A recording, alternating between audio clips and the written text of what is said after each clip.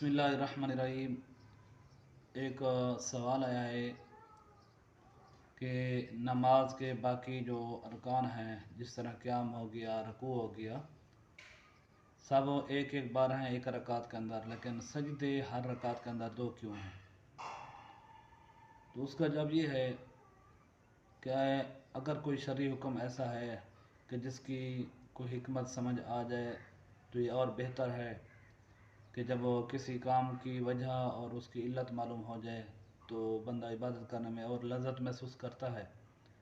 लेकिन अगर किसी शरई काम की अगर कोई इल्लत कोई हिकमत मालूम ना हो तो फिर भी उसको करना ज़रूर है, यही समझकर कि अल्लाह वाहदहू ला शरीक का हुक्म है।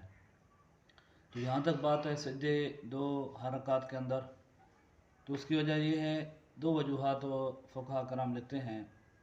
एक ये है कि जब शैतान को कहा गया कि सजदा करो हज़रत आदम अलैहिस्सलाम को, और उसने इनकार किया था, तो अल्लाह रब्बुल आलमीन ने उसकी ज़िद के अंदर ये दो सजदे फ़र्ज़ फरमा दिए कि चलो उसने एक सजदा नहीं किया और इंसान दो सजदे कर रहा है।